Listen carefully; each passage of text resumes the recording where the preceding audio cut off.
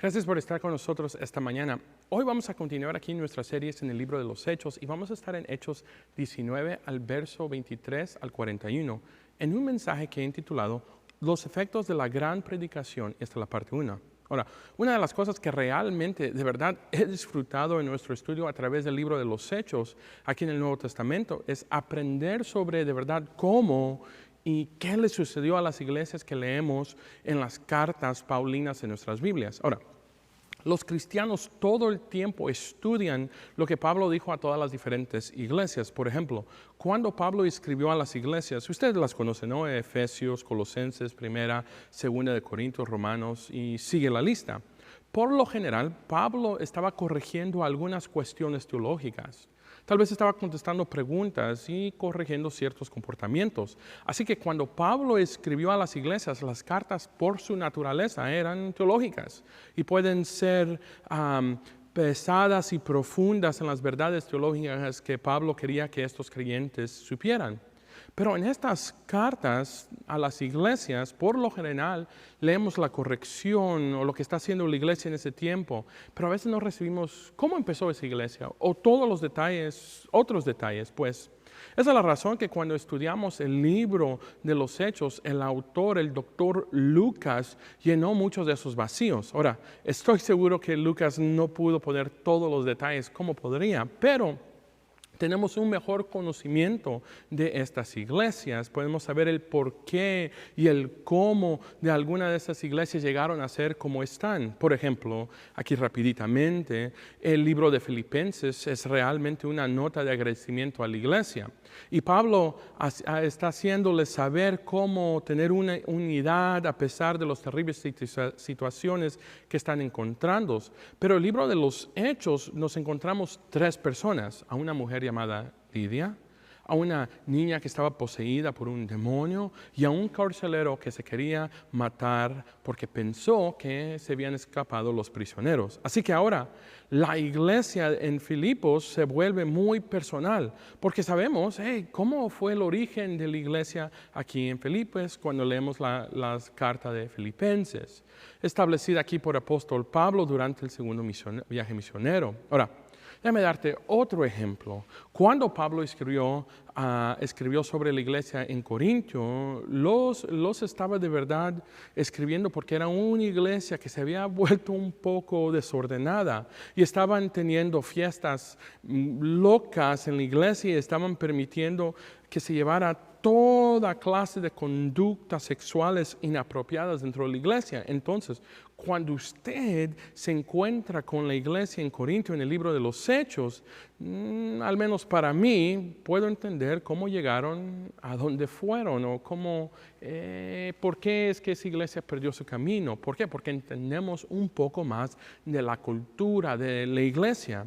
No es que esté bien, pero nos ayuda a entender, a encajar todo un poco más. Ahora, en el capítulo 19 de los Hechos, Pablo ha llegado a Efesio. Ahora, la carta que Pablo escribió a los Efesios es uno de los libros teológicos más profundos de verdad de nuestro Nuevo Testamento. En el capítulo 2, versículo 1 al 10, el libro de Efesios nos da algunos de los versículos teológicamente más profundos de todo el Nuevo Testamento en una cantidad tan corta de versículos. Bueno, ahora podemos ver el corazón de verdad detrás de esa carta, porque durante muchos años he estado diciendo algo a nosotros aquí en la iglesia, que el contexto es importante. A menudo la gente predica cosas fuera de contexto y cuando predicamos cosas fuera de contexto o como fue intentado para que nosotros aprendiéramos, lo que hacemos es que creamos ideas erróneas, teologías erróneas. Y yo creo que por eso en muchos casos aún hay religiones erróneas. Ahora me gusta lo que un señor que es un apologético dice, se llama Wes Huff, él dice esto: la Biblia fue escrita para ti, pero no estaba escrita directamente a ti. Tenía una audiencia original completamente diferente. Pero debemos hacer todo lo posible para tratar de averiguar para quién fue escrita y cómo hizo una diferencia para ellos, porque entonces la aplicación te va a salir aún más clara, termina la cita. En otras palabras, Cuando comprendemos mejor el contexto del pasaje que estamos leyendo, entendemos mejor o tendremos una mejor comprensión del significado y la aplicación de ese texto para nuestras vidas. Por ejemplo, para entender realmente la carta de Pablo a los Efesios, tienes que entender que la gente de Efesios era un poco diferente. Efeso era una ciudad portuaria que está a la par del mar y estas ciudades son una de las ciudades más oscuras espiritualmente hablando. Había tanto pecado, el estilo de vida de la gente llevaba realmente en ese lugar era mal.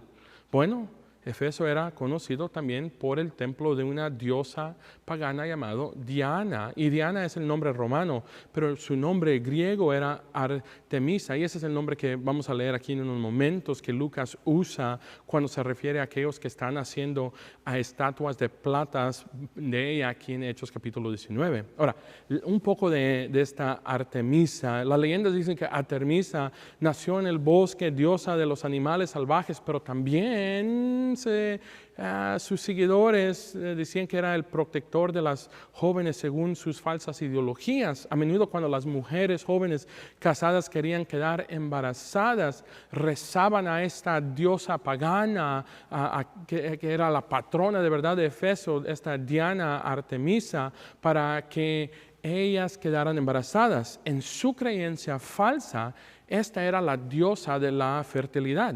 Y aún un poco más profundo, según la mitología antigua, Diana era la hija de Zeus y hermana de la gemela del dios pagano Apolo. Ahora, dentro del imperio romano, solo para que pienses aquí, habían 39 templos diferentes para adorar a esta diosa pagana.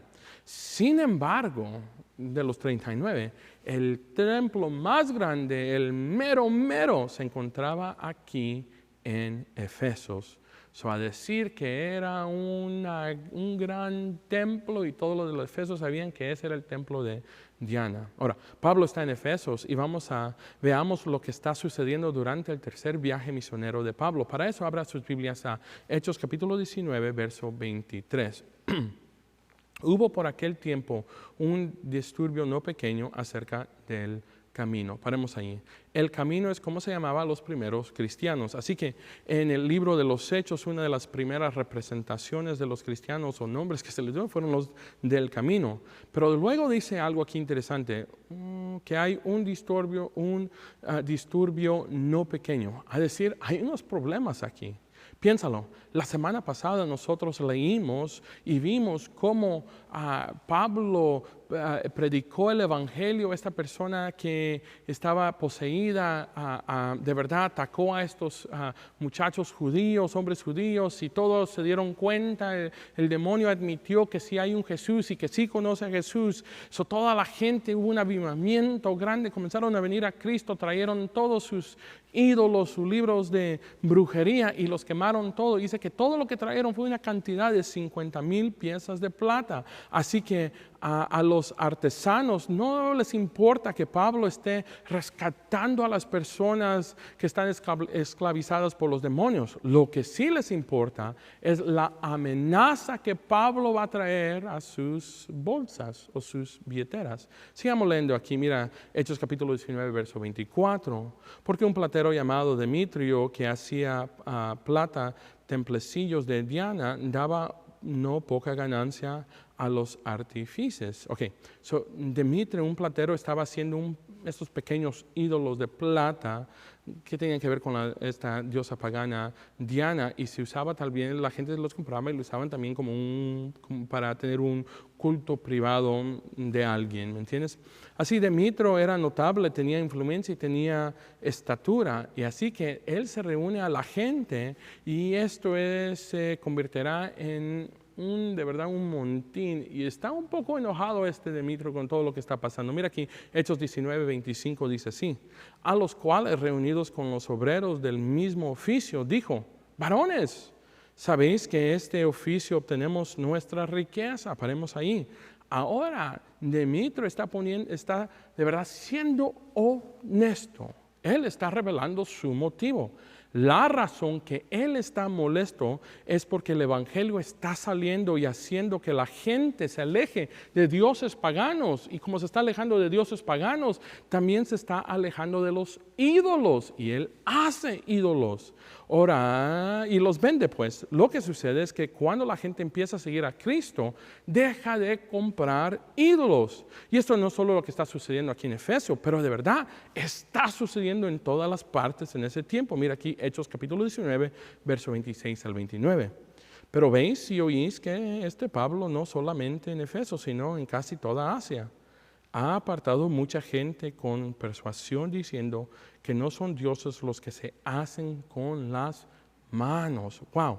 Y no solamente hay peligro de que nuestro negocio venga a desacreditarse, sino que también que el templo de la gran diosa sea estimado en nada y comience a ser una destruida de la majestad de aquella que quien venera todo Asia y el mundo entero. Y cuando oyeron estas cosas se llenaron de ira y gritaron diciendo: grande es Diana de los Efesios. La ciudad se llenó de confusión y unas se lanzaron al triato arrebatando a Gayo y a Aristarco, macedonios, compañeros de Pablo. Ok, paremos aquí. La mayoría de la gente, o para la mayoría de la gente, la parte más sensible de la autonomía de una persona es la billetera, ¿no? La cartera, el dinero. Y Pablo realmente les golpeó a estos plateros en una área más sensible, su dinero. ¿Cómo? Pues Pablo simplemente predicó el evangelio y la gente se volteó de sus dioses paganos y falsos al Dios verdadero. Entonces Demetrio está enojado porque la gente no compraba estos ídolos falsos, esos templecillos. Esencialmente esto es lo que Demetrio está diciendo. Él está diciendo: donde quiera que Pablo va, está alejando a la gente de los ídolos. En cualquier ciudad, lo que nos está costando dinero, lo que Demetrio está diciendo es que Pablo es un evangelista eficaz. Uno de los efectos grandes de una gran predicación bíblica es que las vidas cambian. Entonces, todos estos artesanos o plateros se apresuraron a entrar al trato para apoderarse de Pablo. Tienes que entender que este trato es conocido como un trato más grande del mundo antiguo, y así todos van al trato y se apoderaron de estos hombres, Gayo y Aristarco, los mesodianos que son compañeros en viaje de Pablo. En este momento las cosas se están poniendo bien mal, espiritualmente hablando, y también un poco físico aquí en Efeso. Pero recuerde que antes Pablo había encontrado favor en Efeso, y Lucas nos dijo que toda Asia oyó la palabra de Pablo y sucedió todo esto desde Efeso. Pero ahora las cosas están de verdad poniéndose un poco difíciles. La amenaza religiosa era alta para Pablo en Efeso en este entonces, y todavía es una gran amenaza para los creyentes ahí, porque Efesos de verdad es lo que nosotros ahora conocemos como Turquía, y Turquía de verdad se está radicalizando cada año más. Ahora, no es que se está radicalizando con la diosa pagana Diana, pero lo que está tomando control de esa área es la adoración a Islam. Recuerde que Efeso fue un lugar que vio un gran avivamiento, y hay muchas de estas áreas en las que se predicó el evangelio. Muchos creyentes llegaron a fe en Cristo en estas áreas, como las 7 iglesias de Asia mencionadas en Apocalipsis capítulo 2 y capítulo 3. Pero aquí está la pregunta: ¿dónde están estas iglesias ahora? Pues tristemente no existen. Ahora, los creyentes aquí en Turquía hay, pero puedes creer que en toda Turquía solo el 0.2% son creyentes, pero de todas diferentes denominaciones, o el 0.2% de gente que no cree en Islam, puede creer en cualquier otra cosa. Es decir que de verdadmente creyentes y seguidores de Cristo debe ser menos de 0.2%. Lo que quiero que reconozcamos aquí es que si le puede pasar esto, morir a una iglesia como Efeso, Colosas, Corintios, le puede pasar también aquí a Valley Baptist Español. Piénselo.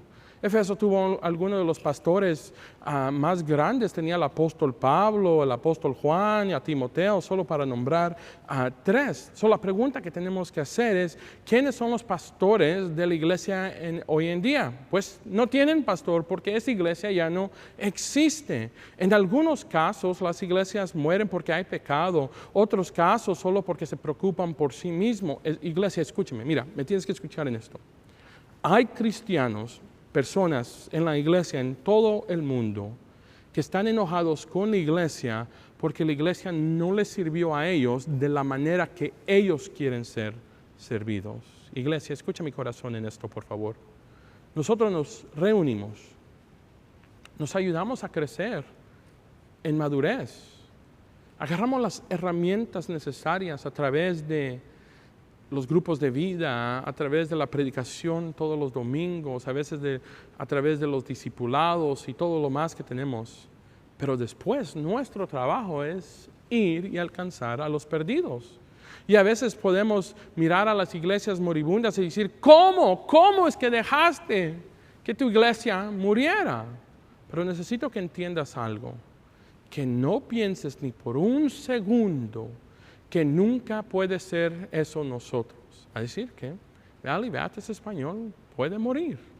Aunque Valley Baptist Español en este momento está haciendo grandes cosas, estamos involucrados en la alimentación de cientos de familias mensuales, apoyamos a misiones y misioneros, estamos discipulando a gente semanalmente, tenemos grupos de vida, tenemos el único, celebra la recuperación en español y muy pronto vamos a tener el único Grief Share en español. Somos de las pocas iglesias que envían a los latinos hispanos, a los de habla español, a viajes misioneros. Y si alguna vez nosotros nos convertimos en una iglesia que solo se mira hacia nosotros mismos, entonces rápidamente nos vamos a convertir en la iglesia actual de Efesios. ¿Y cuál es la iglesia actual de Efesios? Pues no existe, está muerta. Mire, volvemos aquí a lo que está pasando. Hechos capítulo 19, verso 30 dice así: y queriendo Pablo salir al pueblo, los discípulos no lo dejaron. Mira, el evangelismo es el estilo de vida de Pablo. Más adelante lo vamos a estudiar con más detalle, pero en Hechos 21 Pablo va a Jerusalén, es arrestado en el templo, lo llevan de verdad a un lugar de como prisión, a la guarnición romana. La muchedumbre está fuera de los patios del templo queriendo despedazar a Pablo. Y Pablo dice al guardia romano que lo tiene, déjame salir, voy a hablar con la gente. Y el guardia le dice, ¿estás loco? Te van a hacer pedazos. Y Pablo dijo, pero yo soy uno de ellos entenderán lo que tengo que decirles. Note que cuando Pablo quiso ir a la gente, los discípulos no le permitieron. Era demasiado peligroso. Y no quería que Pablo corriera peligro innecesario. Quieren protegerlo. No hay nada malo con eso, esa es sabiduría. Pero sí es interesante lo que leemos aquí, que sigue. Mira aquí, Hechos 19:31 dice así.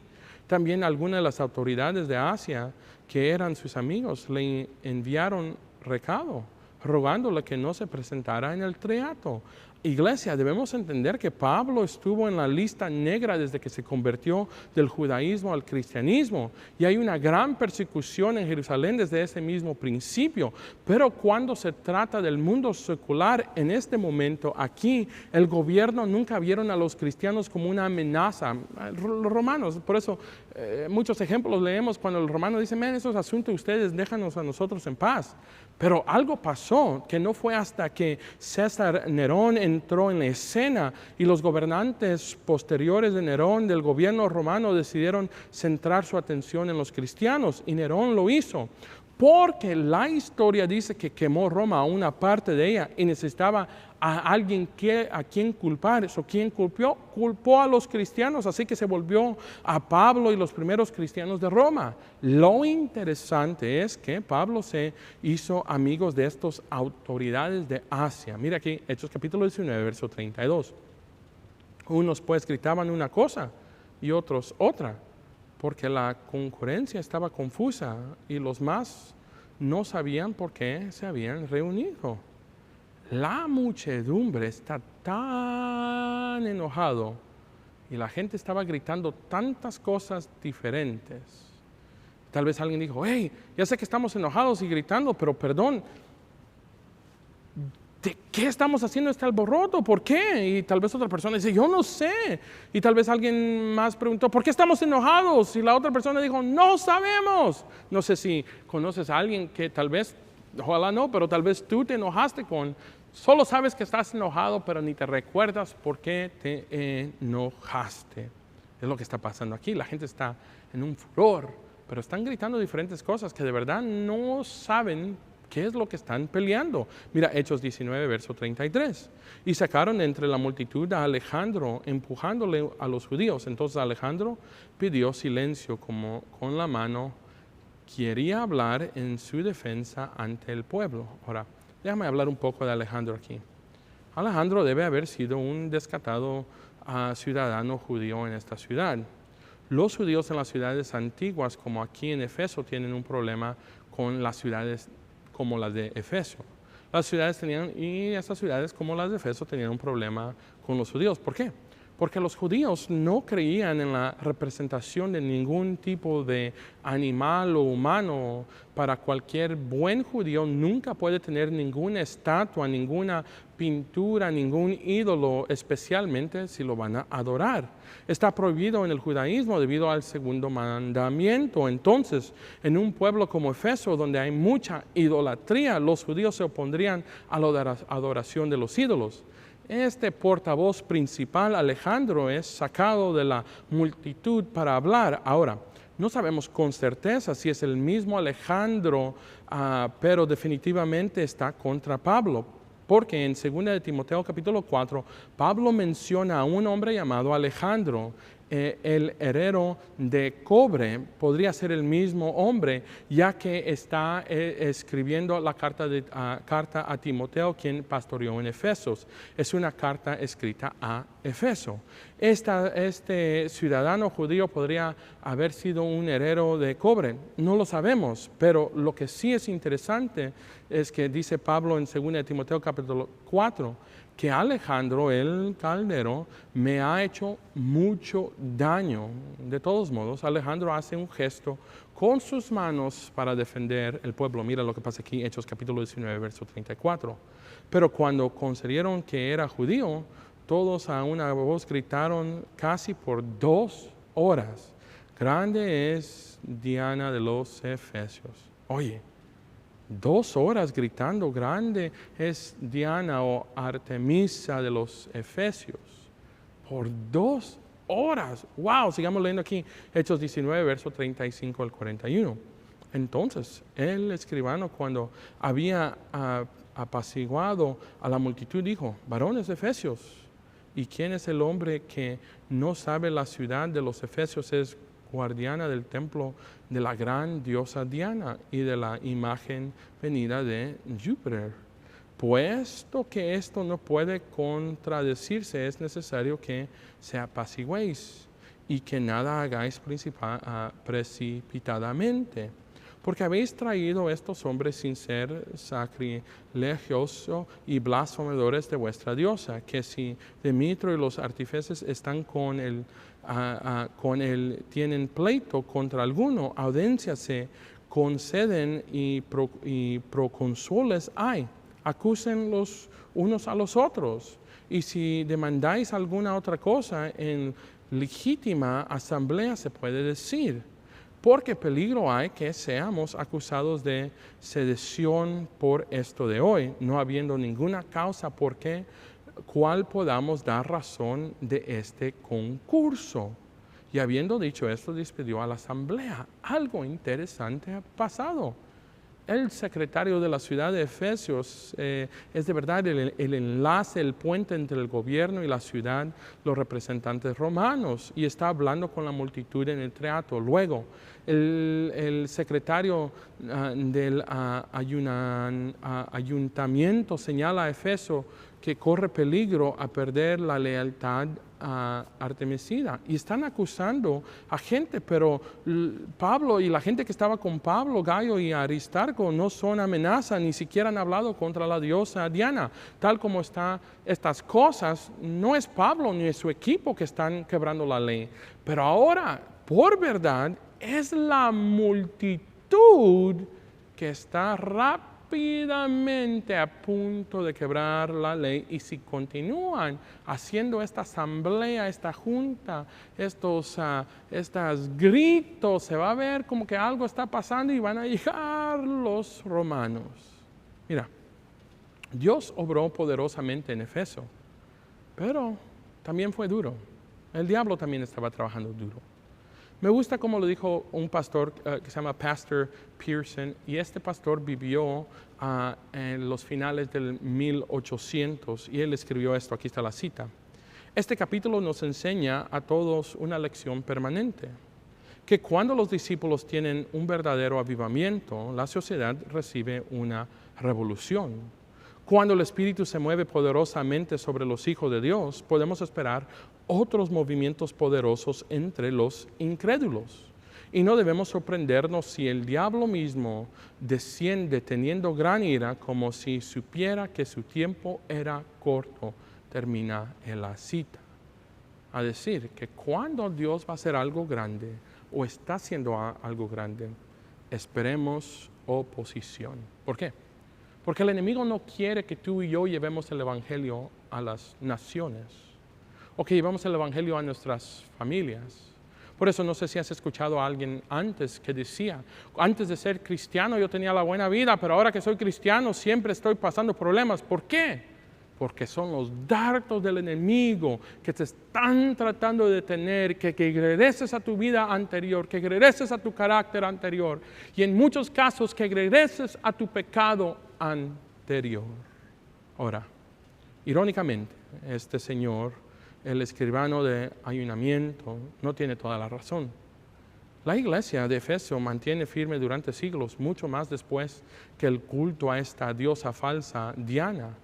Y hoy en día esta Artemisa, Diana de los Efesios, se ha ido.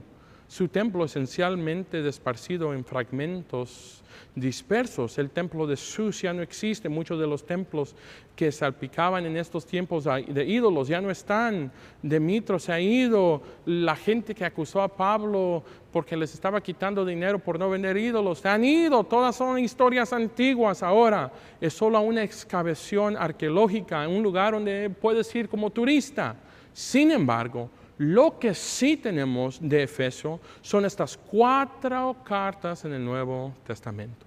El libro de Efesios, 1 de Timoteo, 2 de Timoteo y el libro de Apocalipsis. Pero en el libro de Apocalipsis, capítulo 2, está una pequeña primera sección, una postal, si le podría decir de eso, que Jesús está escribiendo a la iglesia de Efeso.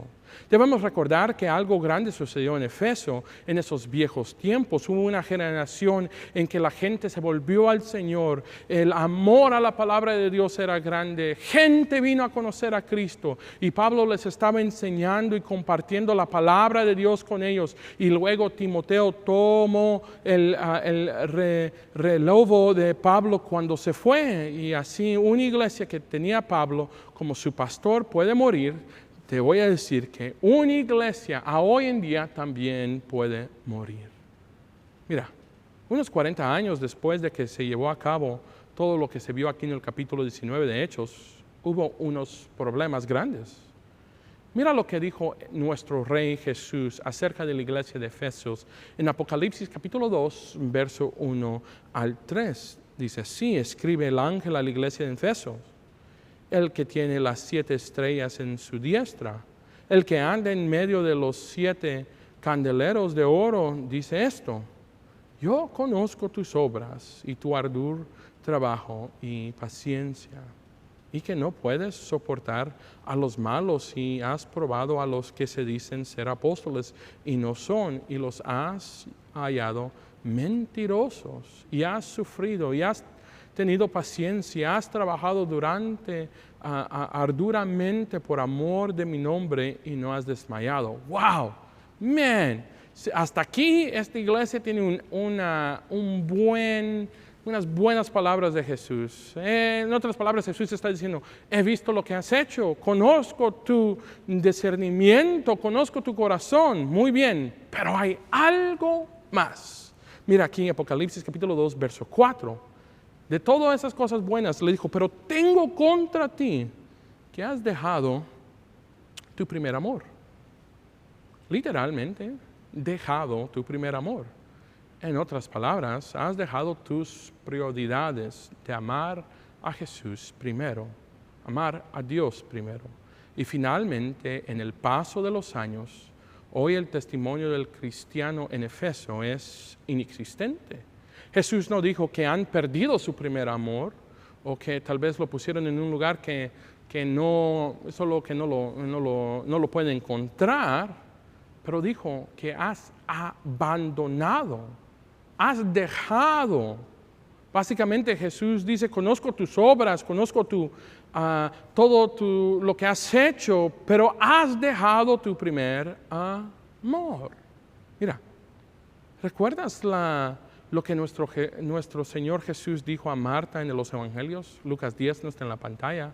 ¿Pero qué dijo? Dijo, Marta, Marta, estás tan ocupada y distraída con tantas cosas. María ha escogido la mejor parte que no le será quitada. Ella está sentada a mis pies, Marta. Tú no estás ocupada.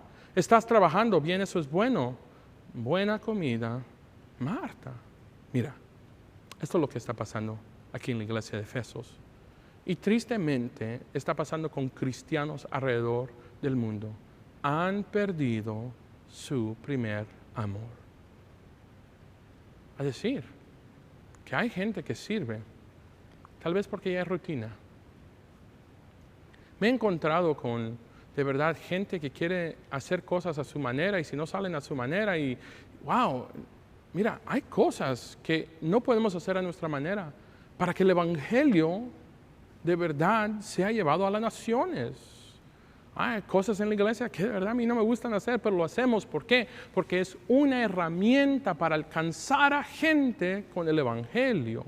Ahora no estoy diciendo que son cosas de pecado, nada así, pero preferencias pues. Pero se hace porque es necesario para llevar el mensaje de Cristo al contexto de nuestra cultura hoy en día.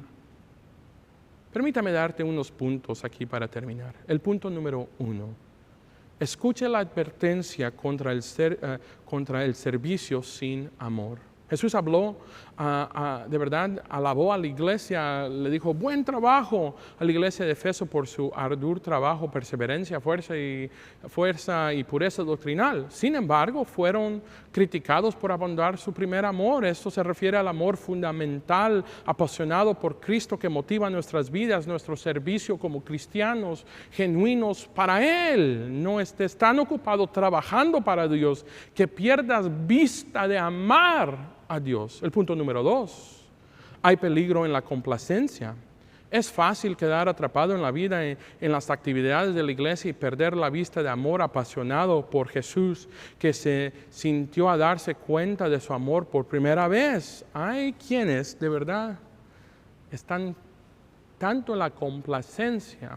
Yo diré esto, una iglesia que está tanto en la complacencia dice palabras como esto: es que así siempre lo hemos hecho. Mira, ¿quieres saber las palabras famosas de una iglesia moribunda? Es que así siempre lo hemos hecho. La complacencia lleva a la pérdida de pasión. También la complacencia aumenta la tentación y nos hace también ineficaz en el testimonio del Evangelio. Punto número 3.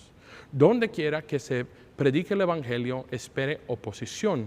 Lo he dicho cientos de veces, la Biblia es ofensiva para aquellos que viven en pecado. Pero para el creyente, la Biblia es la forma en que nosotros sabemos ¿Quién es Jesús? La Biblia también nos dice quiénes somos nosotros y en qué condición estamos nosotros. Nos habla de nuestro pecado, nos muestra nuestro pecado, pero también nos muestra el plan de salvación de Jesucristo. A través de la palabra de Dios encontramos esperanza, aliento, guía. La Biblia es una obra unificada y debe ser leída, estudiada cuidadosamente en su contexto. Ahora, los cristianos que quieren agradar a Dios en sus vidas necesitan tener una dieta espiritual regular leyendo la palabra de Dios. O tal vez estás aquí esta mañana, tal vez no estás interesado, alguien te forzó, o tal vez solo estás aquí porque la muchacha con la que quieres ser tu novia o el muchacho con el que quieres ser novio aquí está y tú viniste pues. O tal vez eres un escéptico, pues lee la Biblia. Y si tienes preguntas, puedes hablarme a mí o a uno de nuestros líderes. El pasaje de hoy muestra que el poder transformador del Evangelio que puede alejar a las personas de sus viejos caminos y acercarlos a Cristo. Hermanos, si Efeso era una ciudad terrible, nosotros nos podemos dar cuenta que aún en nuestro tiempo la moralidad ha cambiado. Pero esto no es una sorpresa, porque la moralidad va a seguir poniéndose peor. ¿Pero qué significa esto? ¿Significa que no debemos compartir el Evangelio? No. Lo que significa, iglesia, es que debemos prepararnos y llevar a las naciones el Evangelio, a las comunidades el Evangelio, a nuestras familias el Evangelio. ¿Por qué? Porque hoy, en este momento, hay alguien que tú conoces, que si en este momento moriría, pasaría una eternidad en el infierno. Esta mañana necesitas apartarte del pecado hoy. O tal vez esta mañana te das cuenta que lo has probado tú solo por muchos años y siempre terminas exactamente donde estás. Y tal vez esta mañana dices, necesito algo nuevo, necesito ser rescatado. Y yo te quiero decir, el único que rescata y el único que salva es Jesucristo. ¿Quieres entregar tu vida a Cristo hoy? Hermanos, y para los demás, de casa, si lo puedo decir de esta manera, hagamos nuestra parte para que el Evangelio siga siendo predicando por muchos años después que nosotros no estemos en este mundo. Y que tal vez en 30, 50, 100 años, si Dios no ha venido, alguien puede decir, estamos aquí por los hermanos fieles que predicaron el Evangelio en el año 2025 en adelante. Inclinemos nuestros rostros. Señor, venimos delante de ti dándote gracias por tu bondad y tu amor. No hay nadie como tú. Pedimos, Señor, que sea usted que tome el control de nuestras vidas. Ayúdanos, Padre, a ser los siervos que tú quieres que seamos. Y ayúdanos a alcanzar al pueblo que no te conoce. A la gente a nuestro alrededor, en nuestro trabajo, en nuestras vidas. Tal vez aún en nuestros hogares. En nombre de Cristo Jesús. Amén y amén.